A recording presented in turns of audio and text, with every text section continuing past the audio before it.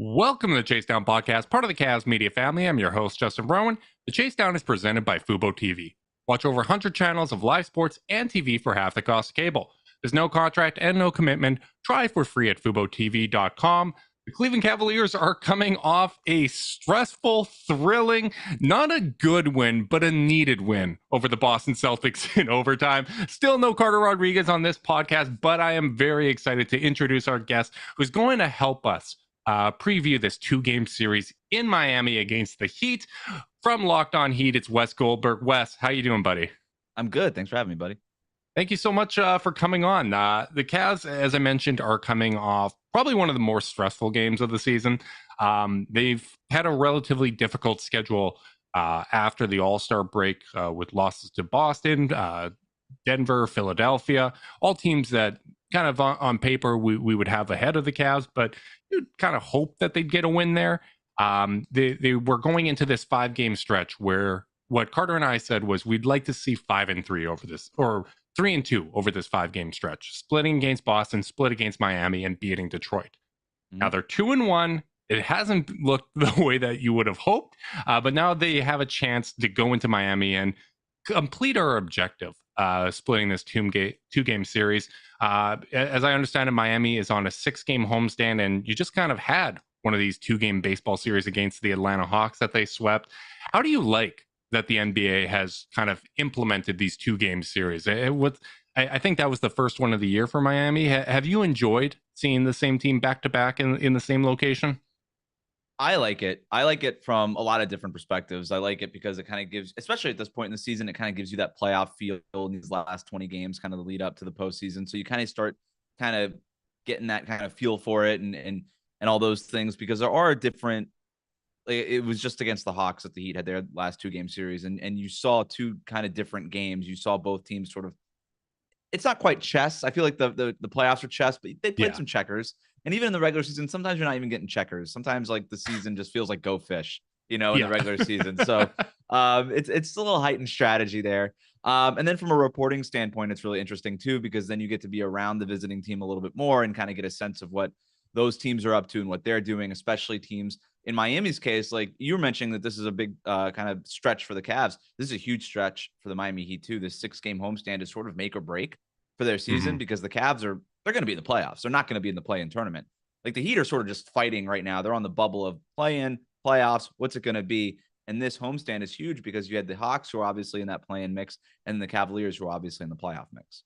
Yeah, it's really, really interesting. And we'll definitely get into kind of the pressure that both teams are facing, because I definitely feel like how competitive the Eastern Conference and the league as a whole, it's putting a lot of pressure on these teams earlier than we would have expected. And I think we've seen some of that the last few years with the play-in tournament, where it's kind of injected some meaning into the regular season. But when you look at just how good the Eastern Conference is this year, right, I think it's added another level to this. So Miami started the 6-game homestand with losses to both New York as well as the Sixers. Was definitely rooting for Miami and was hurt when Julius Randle hit that 3-point shot. Actually, Julius Randle step back 3-point contested shots have been killing us a fair bit lately, directly and indirectly. Yeah, exactly. It had it exactly against the Cavs, and then with Miami and their win over Boston as well. He's been shooting the lights out, but definitely have had an eye on that. But as you said, Cavs are going in to Miami that's been at home for a while. They're going to be well rested. For the most part, they're relatively healthy.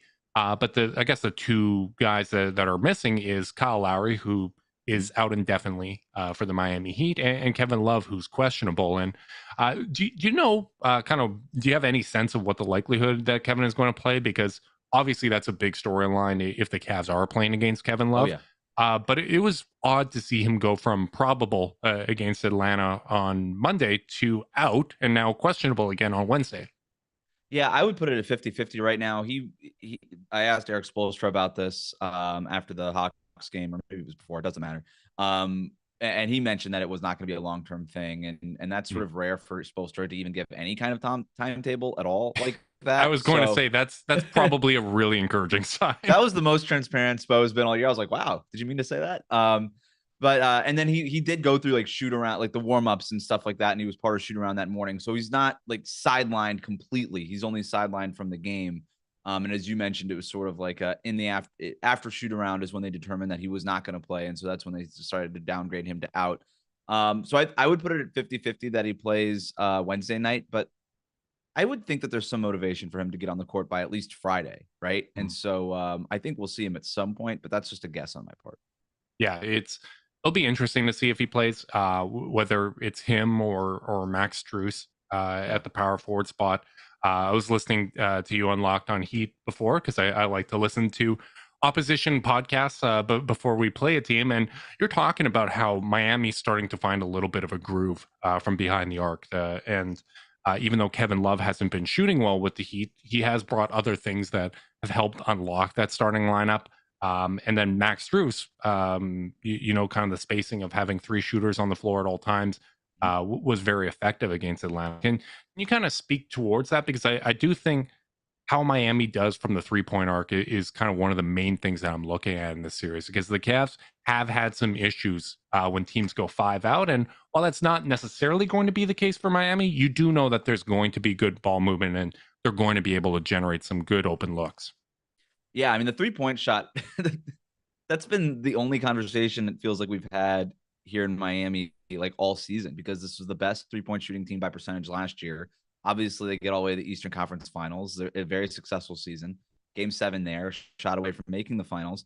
And then they bring back the same group, and all of a sudden, they're one of the worst 5 or 6 teams shooting percentage-wise for most of the season. You're like, what happened? It makes almost no sense. And it's sort of like that. You mentioned that's the barometer. It's exactly right. When the Heat make a decent amount, not even like an elite amount of shots, like if they just make a decent amount of shots, they tend to win games. The problem is that they've been not making a decent amount of shots for most of their games. And so you see them here kind of at the 7th seed as we're talking right now, instead of being kind of, solidly in playoff position. So I have no explanation as to why it's sort of wavered. I've been trying to figure it out. Is there like a leading theory among Heat media? So the theory, it's been a couple different ones. Like earlier in the year, they were like, oh yeah, the scouting reports are out on guys who people didn't know, like Strus and Caleb Martin and Gabe Vincent and these guys. And then after a while, you're like, well, the scouting report is just the scouting report. At some point, these guys got to make these, and then they just didn't. My theory all along is that if you have like 1 or 2 of these undrafted guys kind of filling out the back end of your roster, that's good. That's where the real value, that's like really like where the meat of the nut is when we're talking about undrafted players. Mm-hmm. But when the bulk of your rotation, when you're building around your 3 stars in Jimmy Butler, Bam Adebayo, and a core piece in Tyler Hero, and you're building around that trio with basically just all undrafted guys, that's when it becomes a problem. That's when you're just asking too much out of these guys. If they're your 7th, 8th, 9th, 10th guy, that's another thing. But when they're sort of routinely the guys that you're surrounding your main players with, and they're the guys that are responsible for creating space so that Jimmy and Bam can get to the basket, that's where you run into some issues. And I just think that's what it is.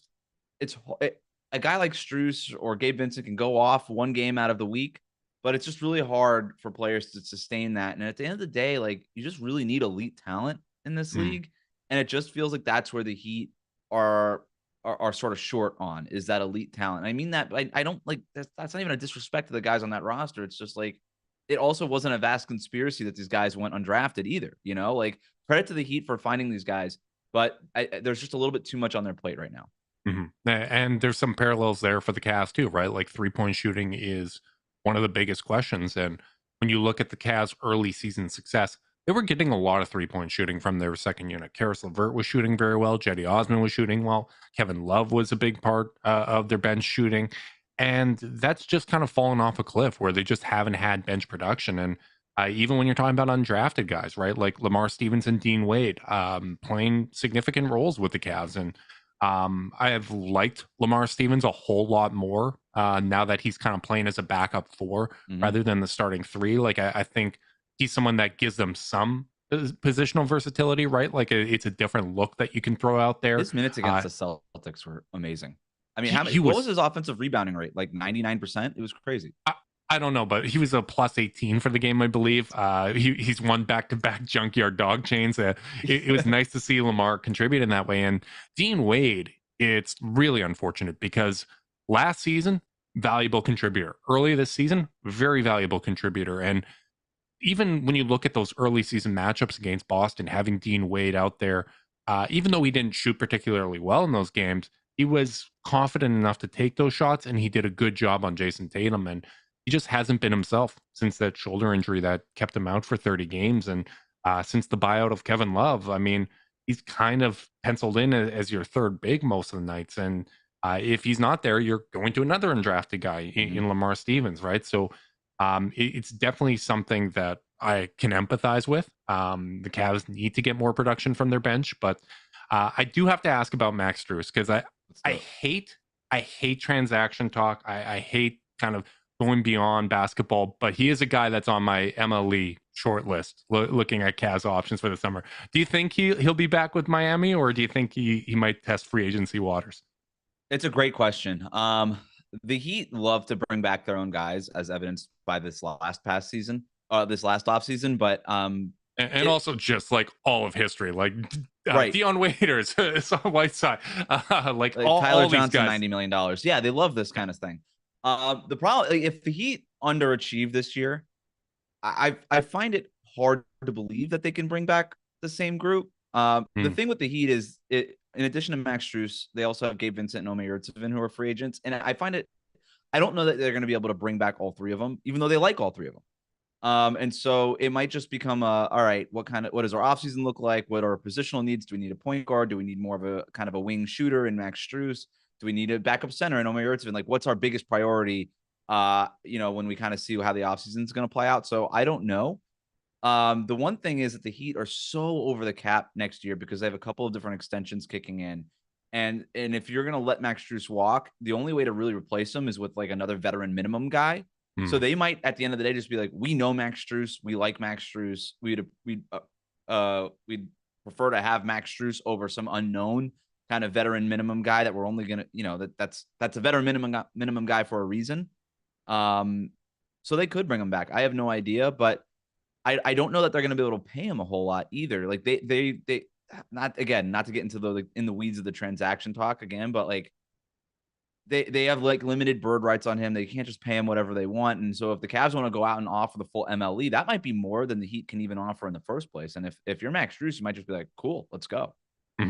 Yeah, it's a tough thing to do. Like I think back to even the situation the Cavs were in after LeBron came back, right? And it's really hard to let talent go, right? Like you look at the J.R. Smith contract negotiation, Tristan Thompson, like these are issues that Cavs are familiar with and are probably going to be faced with at some point in the future, right? Like even looking at the free agency situation with Karis LeVert, like you can't really afford to just lose talent in today's NBA, especially when you look at how deep all of these teams are in the Eastern Conference. And just like you can't afford to lose depth, especially when you're not one of the deepest teams. Right. What are the vibes like in Miami right now? Because I think there is a fair bit of angst kind of among Cavs fans right now, just because, as I said, they played some tough competition coming out of the break. Game against Boston did not inspire a whole lot of confidence. I think it's another instance of them kind of playing down to the competition, and they almost got burned. I'm very, very grateful that they won that game. Yeah, but that was very easily a game that they could lose, and it's also the second time that Boston has done this recently. Boston went into Milwaukee against a fully healthy Milwaukee Bucks without Jaylen Brown even playing, and Derek White, Sam Hauser, Grant Williams, Blake Griffin, and Muscala took a fully healthy Bucks team to overtime. But Bucks have a track record, right? Like there's going to be a different level of confidence with them versus the Cavs, who, I mean, it's second year in a row, right, where you're trying to avoid kind of that late season slide. What's Miami's kind of level of confidence, at least among the fans and other media people that you talk to? Well, amongst the people who I talk to, it kind of feels like this season's already over. Oh, really? Yeah, there's not a whole lot of confidence right now in Miami. It's, again, like this is a team that basically rolled to the 1 seed last year And they weren't healthy in the playoffs, and a lot of things happened in the playoffs, but it was a really successful playoff run for them too. And it just doesn't really feel like that's in the cards for this group. And so I think there's it's a little bit of a, how spoiled are Heat fans really at this point, where just making the playoffs isn't enough. And look, I think I think it's fair. Like, this team brought back the same group. It was sort of like the run it back squad. And you're like, all right, you were so confident in this group that you ran it back. Where are the results? Because we're 60 plus games in, and we haven't really seen anything resembling last year's team at all. This has basically been a team hovering around 500 all year long. You look among the teams that are top 15 in record. I think they're the only team, or they were a couple of days ago when I checked, they're the only team with a negative point differential. Like, Yeah, this is they not a still great have a negative team. net rating. I just looked that up this afternoon. Yeah, I mean, it's not great. It's not a great basketball team. The only reason they're above 500 right now is just because they are the Miami Heat. I'm convinced. It's just they are the Miami Heat, and they're going to just grit out a couple of wins that they have no business winning, and that's just, It's because of Udonis Haslem. Let's be honest. it is. It's because, yeah, you know what? Let's just give it to Udonis Haslem. Why not? It's his last year. Let's just give him all the credit. How many wins did the Heat have this year? 35. He gets credit for all 35 wins. Yeah, Game ball for him. He's got to. But like you mentioned, like how Cavs fans are angsty. I'm surprised that you even say that, because I'm like, this is a wildly successful season for the Cavs. They look great. What, you got Donovan Mitchell? Like, what fun is it in Cleveland right now? Like, this is the period of time where it's just like everybody in class is studying for the finals and they're cramming for the test. Nobody is happy. No, there's not, like, name the fan base that's like, you know what? Feel really good about where we're at right now. Kings. I think Kings are the only ones. Yeah, just the Kings. And like, even like, maybe the teams that are tanking, but even the tanking teams are like, can we lose another game? Like, let's just stop winning games. Like, yeah, no fan base is just feeling awesome right now. That's not a thing that exists, and it's not a thing that's going to exist until like the start of next season, when you start talking yourself into what you got. Oh, media day. The vibes are going to be immaculate once again for every team across the league. Yeah, the Knicks are the other team that's feeling good right now. Yeah, I mean, Heat fans have been spoiled, right? Like, it's a really well-run team. They haven't had a rebuild at any point, and honestly, I probably don't even expect them to have a rebuild. And you know what? We've been a little spoiled here too at the Chase Down, because we get such great video conferencing support from Zoom. Support for this podcast and the following message comes from Zoom. 500,000 businesses connect using Zoom, a single platform for phone, chat, workspaces, events, apps, and video. Zoom enables real-time collaboration for teams around the globe. Zoom, how the world connects. I definitely do find that talking to people that cover other teams, it's like helps center me, because there has been a lot of angst kind of within the discourse of the Cavs. Like, I listen to a fair bit of like Cleveland sports shows and stuff like that, especially as an out of towner, to try to get a feel for what's going on and whatnot. And you'll hear, like, after every loss, it's, oh, we got to blow up the core, we've got to fire JB, we got to, like, it's a lot of like overreactions. And I'm curious, a theory I've been kicking around for a little while is that the amount of parity we have in the league is contributing to the amount of angst, because there's, even though Milwaukee and Boston do seem like they're kind of a cut above the rest of the league, there's no like real dominant team. Even the Cavs leading the league in net rating, it's by such a small margin. Like, you compare it to other seasons, and like a plus 5.5 net rating is not going to lead the league. It's just so tight, top to bottom. There's so many teams that are in the mix, and one game goes a different direction, and it could really change where you are in the standings. Do you think kind of this parity environment is creating this sense where you just have a whole bunch of angsty fan bases across the league? I think so. And this is sort of the residuals of the post Cavs Warriors championship runs, right? Where it just, okay, every year, just mark it down. It's going to be LeBron and the Cavaliers, and it's going to be Steph, Kevin Durant, and the Warriors. We know that that's what it's going to be. And then you kind of had all these other teams kind of holding their chips and kind of just waiting it out. And then boom, all of a sudden, everything was wide open. And then you got teams start making moves. The Bucks make the Drew Holiday trade, and like everything, like the Clippers making the Kawhi PG deals, and like everything kind of dominoes from there. So you've got all these teams just sort of making this mad rush to try to win a championship.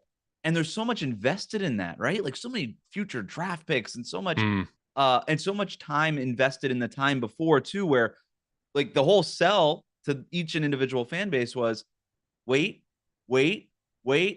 and then we're going to take off, right? And so, and now everybody's sort of making this mad sprint at the same time for the finish line, and only one team can win. Only two teams can get to the NBA Finals. If the Cavs got to the Finals this year, I think most Cavs fans would be happy. That's not a guarantee, you know? And it's like, and there's a lot of fan bases that feel that way. So I think that's honestly making the second round isn't a guarantee at this point. Like exactly. it's going to be a hard fought situation. And I definitely want to get your thoughts on the New York Knicks, because right now they're the hottest team in the league. And I think it's interesting talking to you in this moment, because I feel like the Knicks going on this winning streak is putting pressure on the Cavs, because, hey, there's this team that could very well steal home court from them. I still would give the Cavs the edge there, just looking at the schedule. After this 2-game stand in Miami, they play 4 teams with a winning record for the rest of the season, and 2 of those are against Brooklyn. So no disrespect to the Brooklyn Nets, but that's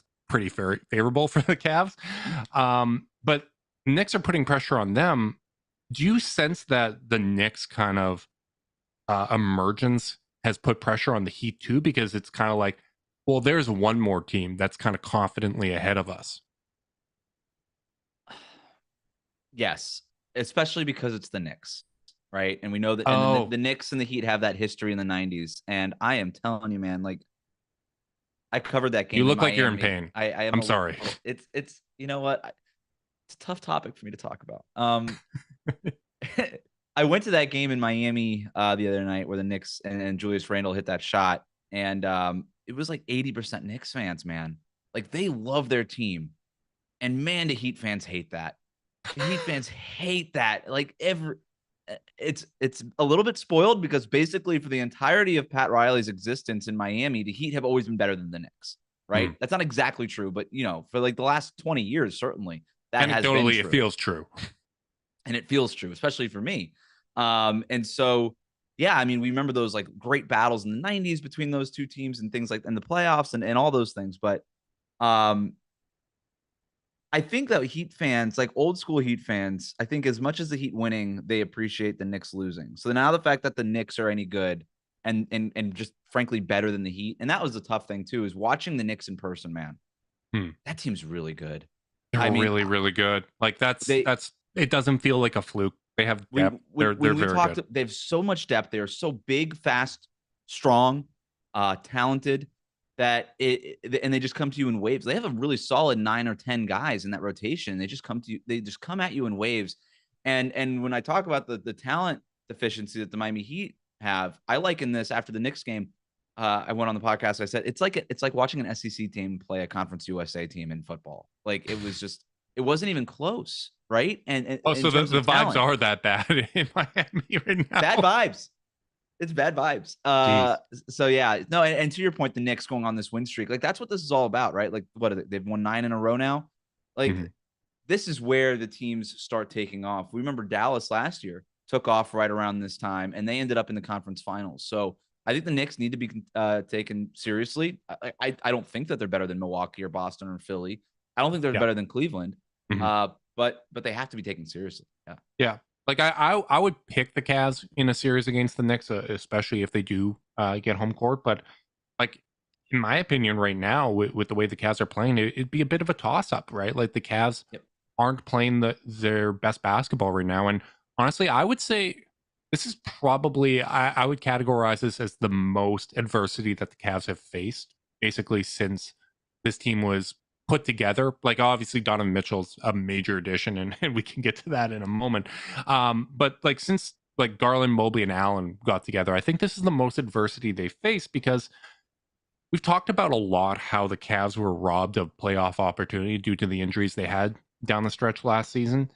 But they were also kind of robbed of the opportunity to compete for seeding, right? To like really go through these battles, because Garland had the back issue, LeVert's hurt, Jared Allen's out, Mobley missed some time. Like, they were a victim of their circumstances, and it was kind of like, okay, this sucks. We're losing a lot of ground, but you could kind of fall back on injuries.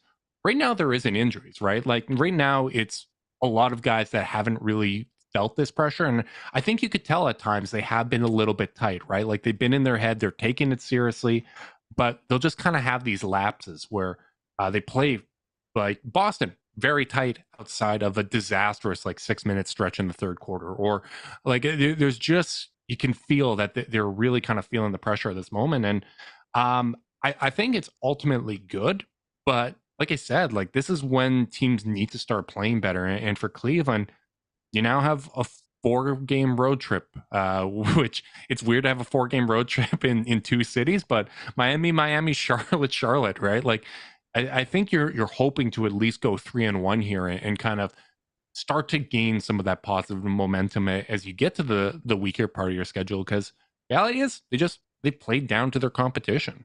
Yeah, and I think this time of year too, you want to put, if you could go on a 9 game win streak with the Knicks, great, more power to you. But if you could just get some signature wins too against playoff competition, that means a lot, right? And that's why same thing with the Heat. You're playing playoff teams right now. If you Mhm. can get signature wins over those playoff teams, that gives you just something. That gives you like a, okay, we're a playoff team. And look, if you ask these teams in a media setting, they'll be like, yeah, we're confident. We know that we belong, blah, blah, blah. But there's also something to be said about like sort of beta testing it. Just be like, this is the team we are right now.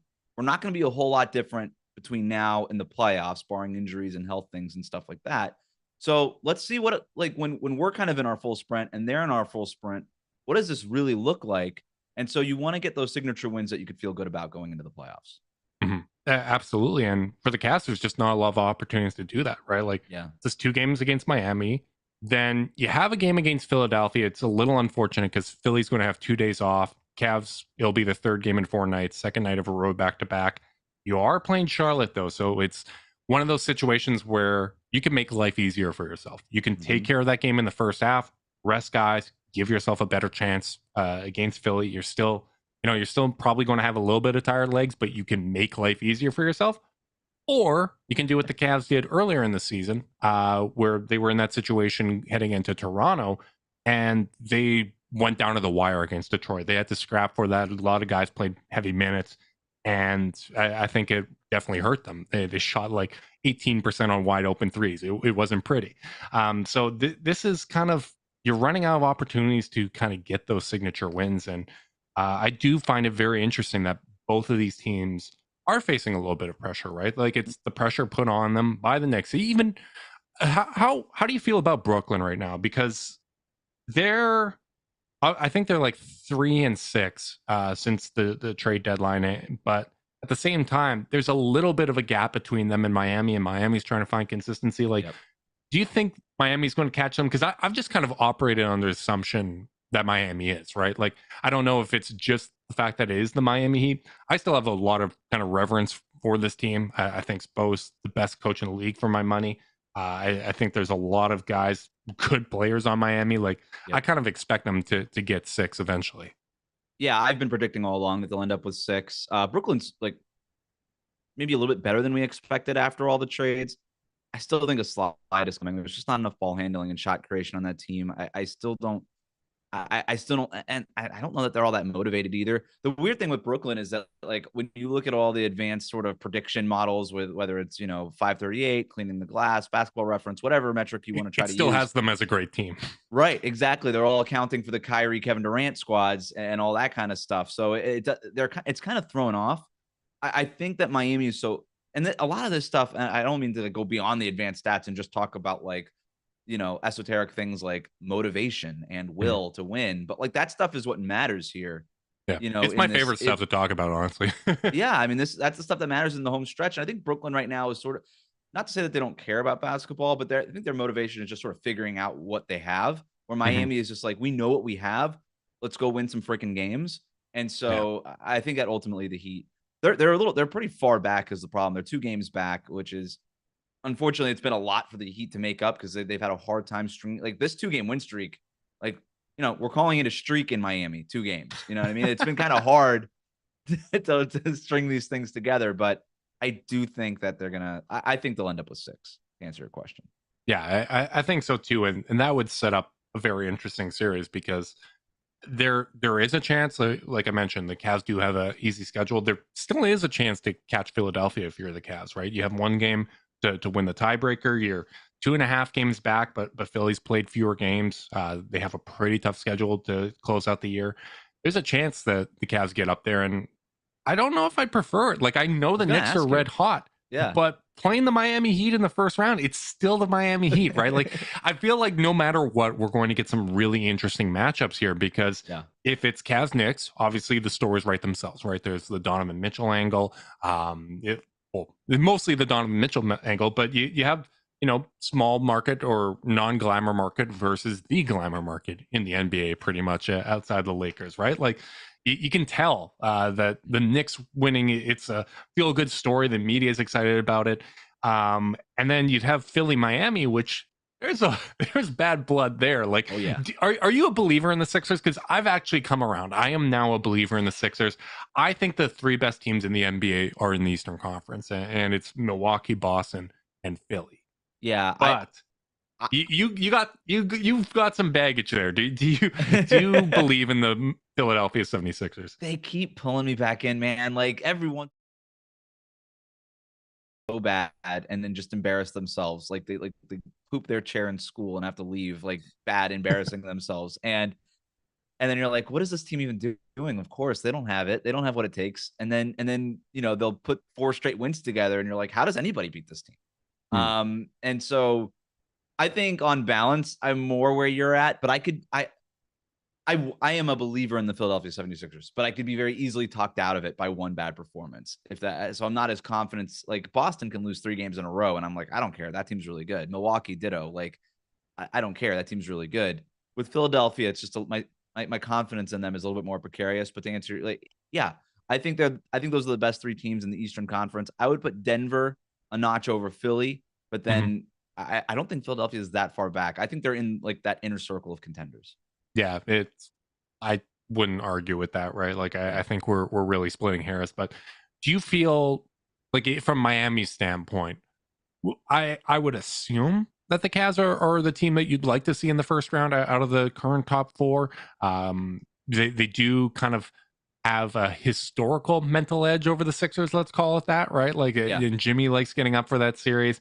But it was funny. I was actually on the Heat Beat podcast recently, and Giancarlo was, like, dancing around. He's like, well, like, it was very clear that he wanted to say that the Cavs were the team he'd want to play. And I'm like, if I'm doing a Miami podcast, I'm picking the Cavs. Like, that's the team with less experience. Like, as we're looking at this stretch, and as I said, this, like, kind of pivotal moment for the Cavs to fight over these next 15 games or so, they're the only team in the top 8. If we're not, I'm going to exclude Brooklyn from this conversation, but outside of that, every single one of these cores has experience fighting for a playoff spot and playoff experience, right? Like, the Knicks had that run 2 years ago, Miami, Milwaukee, Boston, Philadelphia, even Atlanta had a conference finals run. Like, all of these teams are deep with more experience, and that's an interesting challenge for the Cavs. But this is a very long-winded way to get back to my original question. But who would you pick to play in the first round? Well, I have not. I was kind of going through my hypothetical brackets this afternoon, and I did not even consider the Cleveland Cavaliers, because just to play that 4 or 5 matchup, the Heat would have to make up 4 games. Like, they're 4 games behind the Knicks. That Knicks loss was a tough one for them. I think it would need to be the 3-6 if it were to happen. Okay, so I see what you mean. So Cleveland would move up. Yeah, I guess. Some reason so in my little hypothetical bracket thing, I had Miami playing Philly in the 3-6, and I just sort of I was like, oh yeah, Philly will win that and kind of move on. And I was like, but would they? Because now all of a sudden I'm like, I look, like we just talked about, I believe in the 76ers. I think they're one of the best 4 teams in the NBA. And yet the Heat, man, like, they just have, like, that. The one thing the Heat have is they have, like, they do have the mental fortitude. They have, like, that, just like that oomph, that FU attitude that, hey, no matter what, if we're down 20, we're not going to break. We're going to work hard and we're going to do all those things, which is the reason why they have 35 wins this year. It's not talent. It's the coaching, and it's the top end talent on that roster. But if the Sixers have a weakness, it's the same, right? It's like sort of the antithesis is, you have all the talent in the world. You have so much depth. You have so many different ways that you can beat an opponent. But can you really put it all together in the last 5 minutes of a close game? Do we really trust you to execute in those minutes? And so if Miami can keep those games close, I think that they could beat Philly. And so I was sort of tempted. I'm like, would I pick Miami in this series?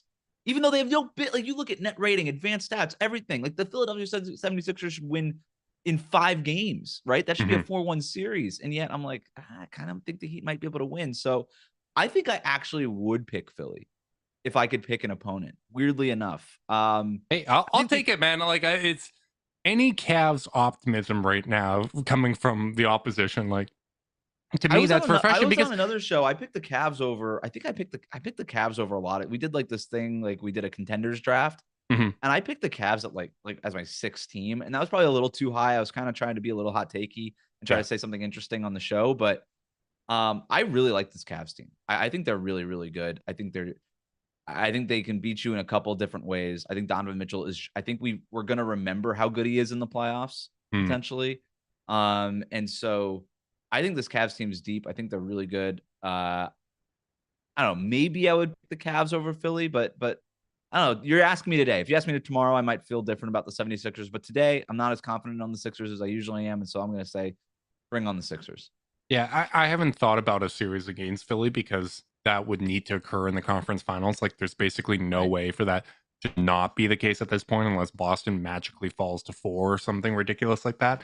But it's interesting too because among the conversations with the Cavs this year, it's okay. Well, they've have quite a few clutch losses, right? Like I think they're 18-18 in the clutch, and I think that's part of what contributes to the angst is when you have 18 losses that are that close. Like the Cavs are never out of games, right? Like they have a couple blowouts recently, but outside of that, every single one of their losses they've been in, right? So you start to analyze what could have gone a little bit differently in those games. But if you split it out home and road, the Cavs at home have a plus 20.5 net rating in the clutch this year and a 14-6 record, right? Like 20 game sample size, really damn good. But on the road, it's a minus 24.2 net rating in the clutch, right? Like Wow. there is no swing like that among the other contenders, right? And I think that is a prime example of the Cavs' youth and part of why it would feel so good to at least get one win here against Miami because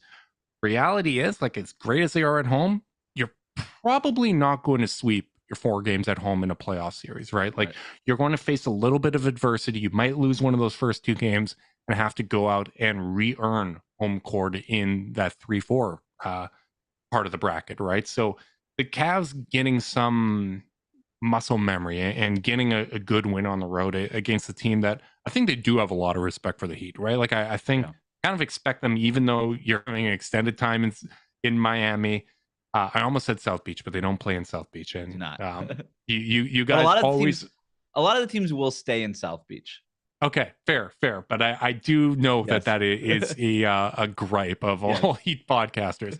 But like even though you're having extended time in Miami, I kind of expect the Cavs to put their best foot forward in these games. Yeah.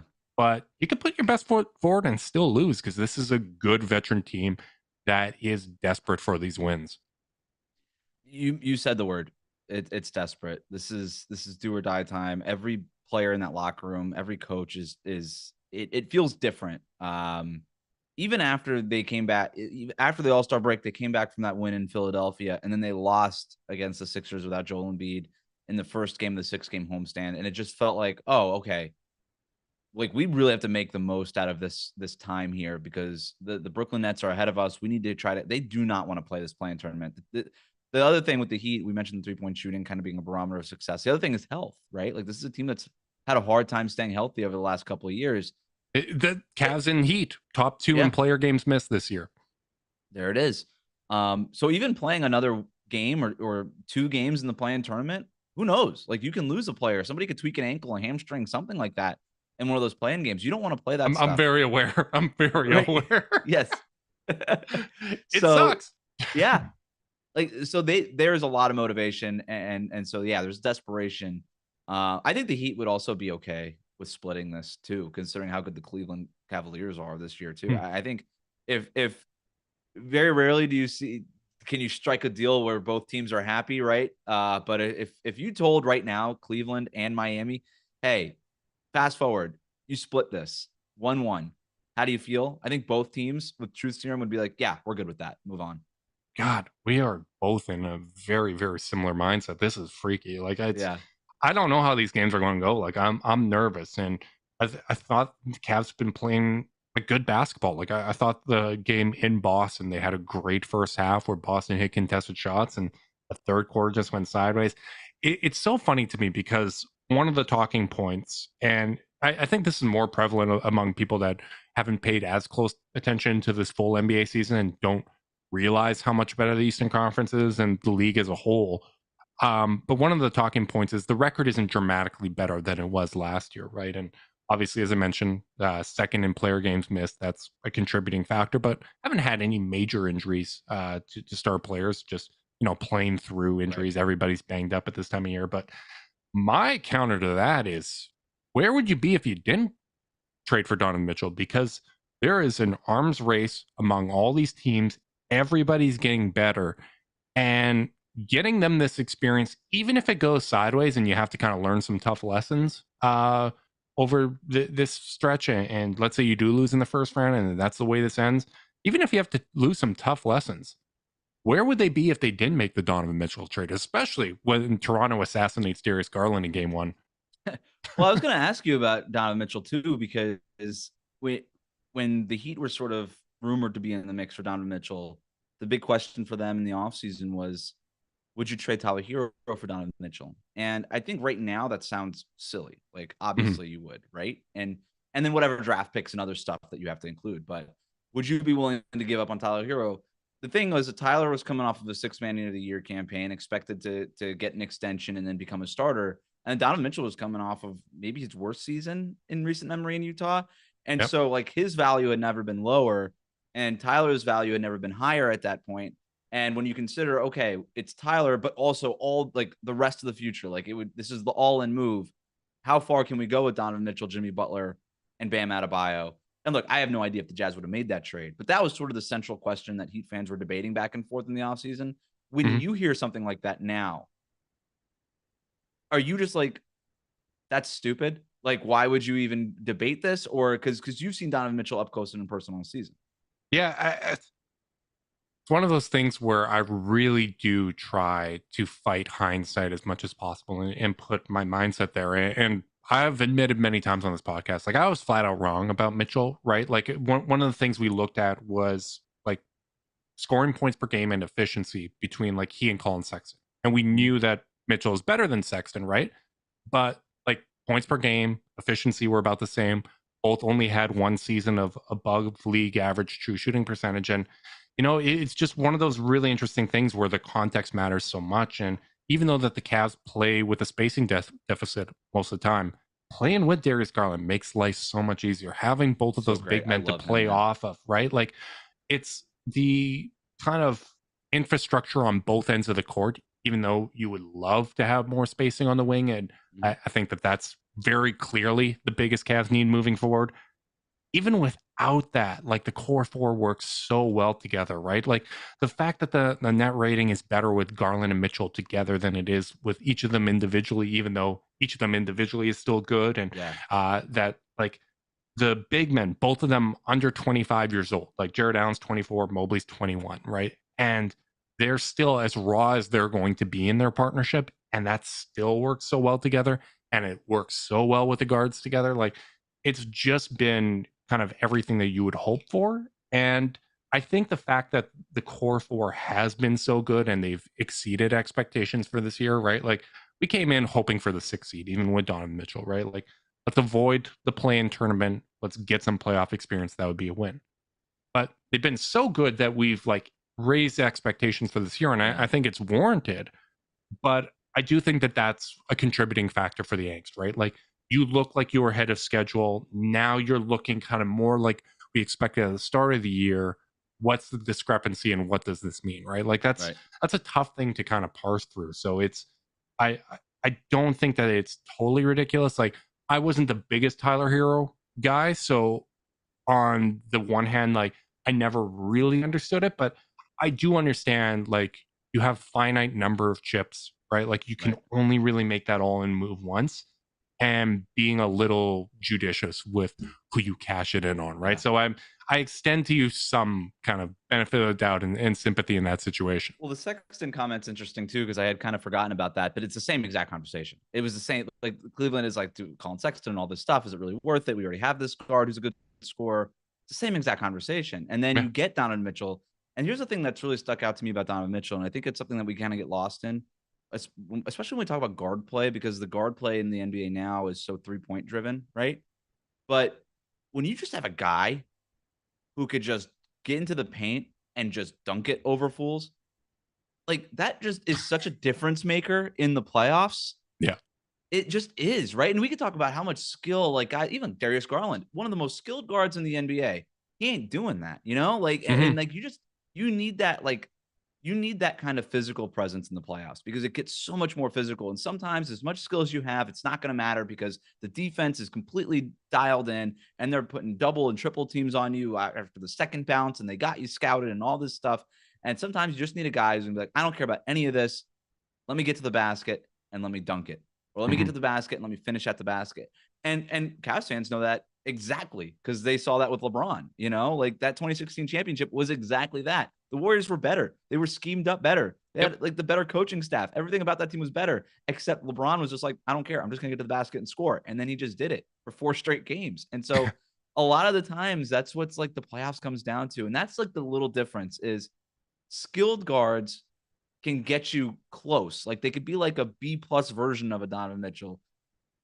But when you really need a basket, sometimes you just need a guy that can get into the paint and just make it happen, regardless of scheme or context or anything else. And so that's my long spiel on how much I love Donovan Mitchell. I loved him at Louisville. I've always been a Donovan Mitchell guy.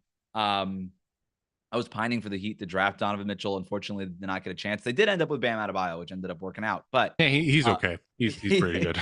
He's pretty good.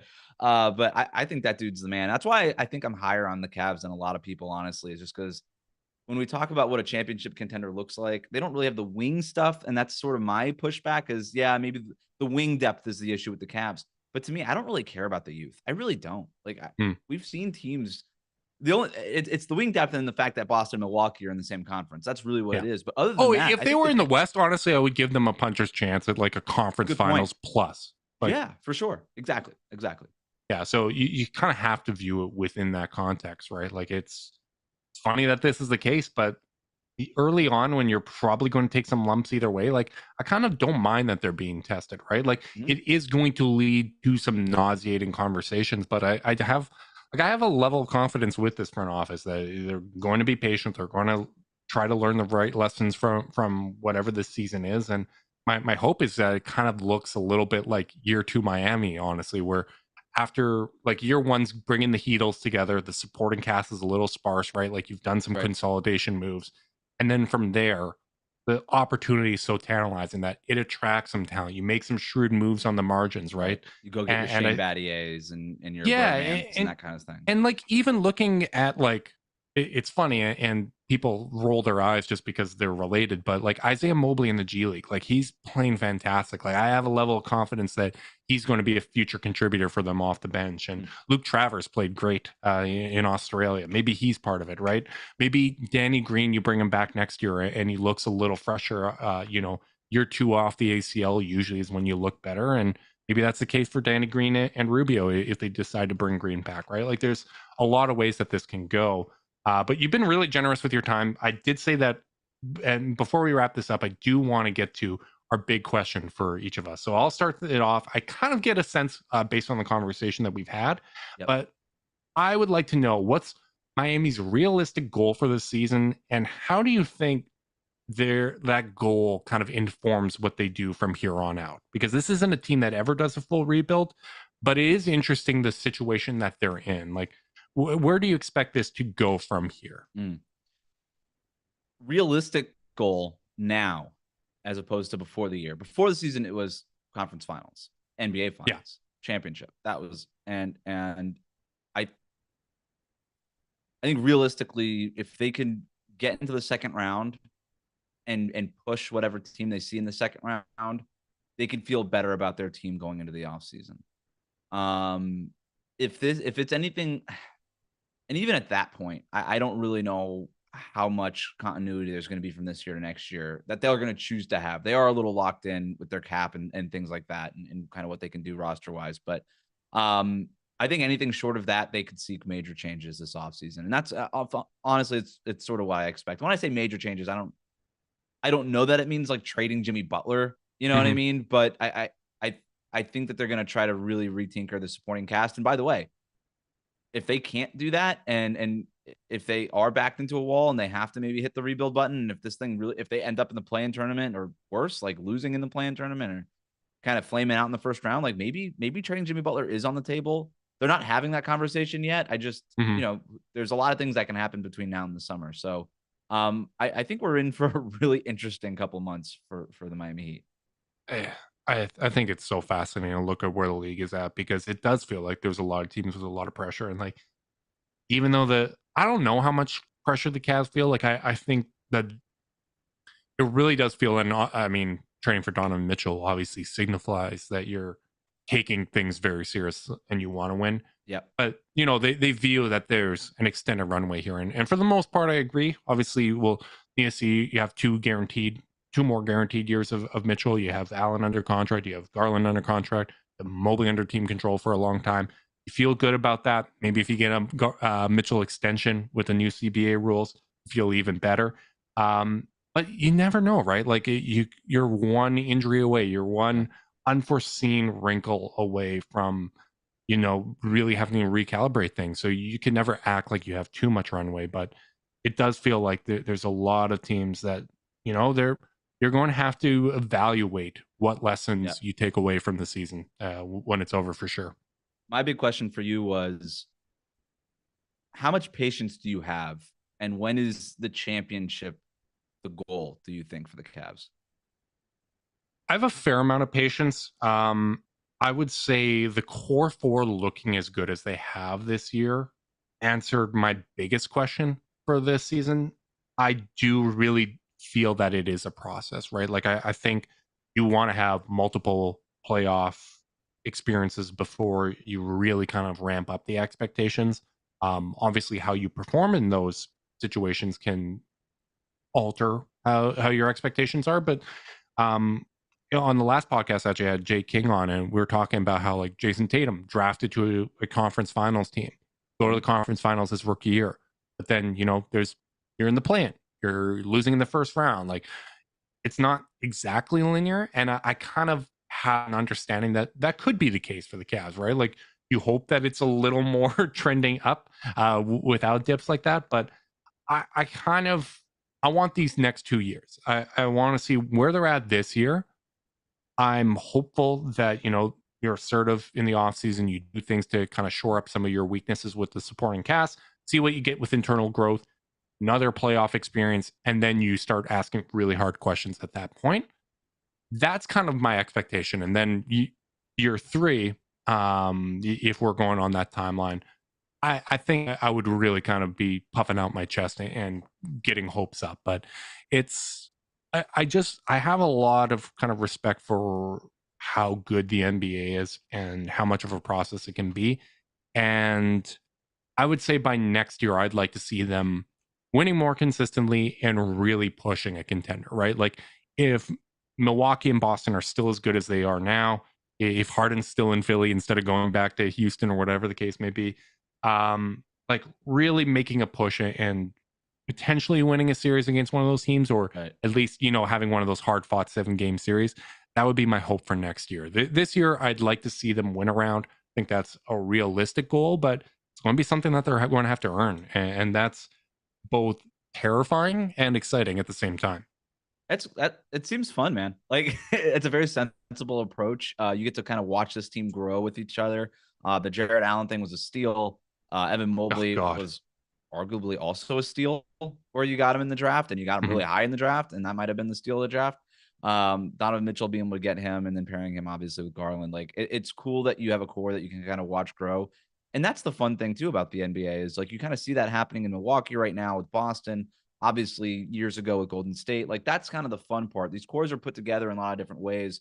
Denver right now too. And Memphis, it's New just, Orleans, like, yeah, obviously the Jaw situation is unfortunate, and we hope everything gets resolved there. But that's another good young team put together in a non-glamour market. Yeah. New Orleans, I think, has put together a very good team. Like, I just feel like when I was younger, it felt like there were teams in the NBA where it's like, okay, I don't think this coach necessarily knows what he's doing. I don't know if this front office knows what it's doing. I just think like the baseline is so much higher. And Right. even though the discourse doesn't talk about it this way, I feel like just teams are well run now. Yeah. Everybody's well coached. A lot of teams are running kind of the same stuff. Like Mike Brown and Tom Thibodeau are coaches of the two of the top 4 offenses, right? Like we so frequently kind of turn coaches into caricatures because it's so hard to analyze what they're actually doing. Right. If this was Mike Brown's first year in the league, you would have people saying, that guy knows nothing about defense. You know, he's just offense obsessed. This is his obsession. This is the way that he does things. Like the discourse would be so stupid, but because we have a track record of knowing great defensive coach, great defensive mind, where there's a little more nuance to it, but we just don't know what's going on. But I just feel like there's so much talent. The teams are so well run. Even the Knicks, man, like the Knicks have done a really good job on the margins. Like they missed out on Donovan Mitchell. I think they probably regret that at this point, even with how good they are, maybe even more with how good they are. But that's a well-run team. It is. And then you have the Wizards. Oh my God. Shots fired. Well, we're going to end it on that. We're going to end on a murder. Wes, thank you so much. We will be doing part 2 of this podcast on the Locked On Heat channel.